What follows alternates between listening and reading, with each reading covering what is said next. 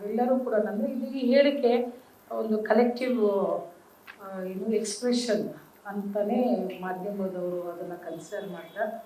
ಏನು ಪ್ರಜ್ವಲ್ ರೇವಣ್ಣ ಅವರ ಒಂದು ಕಾಮದ ಕರ್ಮಕಾಂಡ ಇವತ್ತು ಇಡೀ ನಾಗರಿಕ ವಿಶ್ವದಲ್ಲಿರುವಂಥ ನಾಗರಿಕ ಸಮಾಜ ತಲೆ ತಗ್ಗಿಸುವಂಥ ಒಂದು ವಿಷಯ ಇದೆ.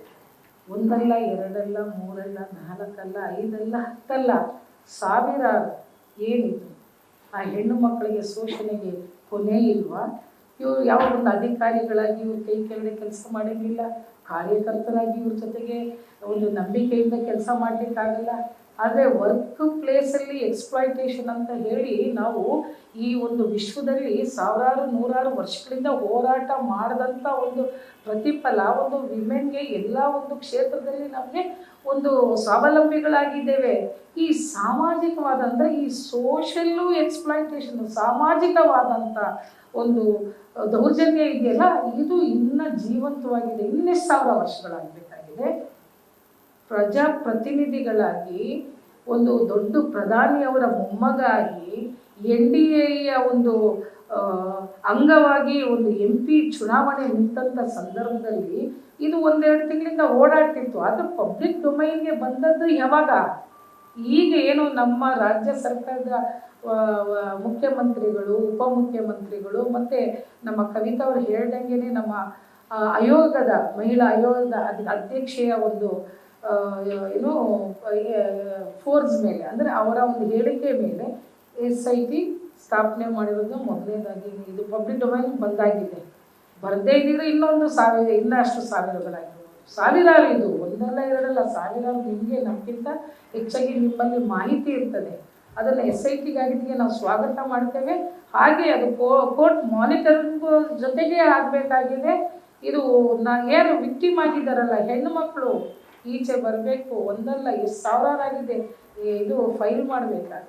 ಇಲ್ಲದೇ ಇದ್ದರೆ SIT monitoring with the court ಸುಮೋಟೋನಲ್ಲೂ ಕೂಡ ಬೇಸ್ಡ್ ಆನ್ ದ ಎವಿಡೆನ್ಸಸ್ಸು ಈ ಕೇಸಸ್ನ ಸ್ಟ್ರಾಂಗ್ ಆಗೂ ಕೂಡ ಮಾಡುವಂಥ ಅವಕಾಶಗಳು ಇದೆ. ಹಾಗಾಗಿ ಈ ಕೇಸು ಬಹಳ ಗಂಭೀರವಾಗಿ ರಾಜ್ಯ ಸರ್ಕಾರ ತಗೊಂಡಿದೆ.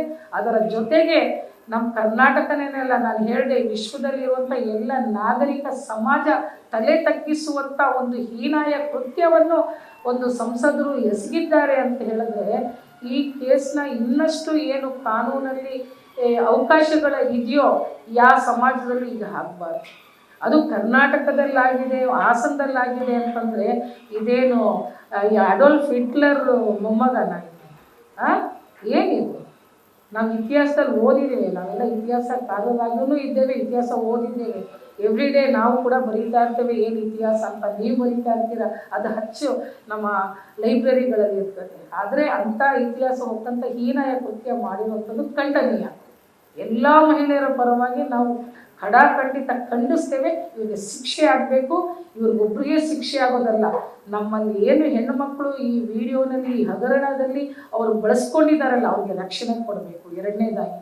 ಮೂರನೇದಾಗಿ ಮೋದಿಯವರು ಏನು ಹೇಳ್ತಾ ಇದ್ದಾರೆ, ಕಾಂಗ್ರೆಸ್ ಬಂದರೆ ಮಾಂಗಲ್ಯ ಕೂತ್ಕೊಂಡು ನಾಚಿಕೆ ಆಗಬೇಕು. ಇಂಥ ಒಂದು ಪ್ರಧಾನಿಯಾಗಿ ದೇಶದ ಅಭಿವೃದ್ಧಿ ಬಗ್ಗೆ, ದೇಶದ ಒಂದು ದಿಕ್ಸೂಚಿ ಅಂದರೆ ಏನು ಪ್ರಾಸ್ಪೆಕ್ಟಿವ್ ಪ್ಲಾನ್ಸ್ ಬಗ್ಗೆ ಮಾತಾಡಬೇಕು, ಯುವಕರ ಬಗ್ಗೆ ಮಾತಾಡಬೇಕು, ಜಾಬ್ಲೆಸ್ ಇರುವಂಥ ಒಂದು ದೇಶದ ಪರಿಸ್ಥಿತಿ ಬಗ್ಗೆ ಮಾತಾಡಬೇಕು, ರಿಸೆಷನ್ ಬಗ್ಗೆ ಮಾತಾಡಬೇಕು, ಮಾಂಗಲ್ಯ ಕಸಿತಾರೆ ಅಂತ ಮಾತಾಡೋದು.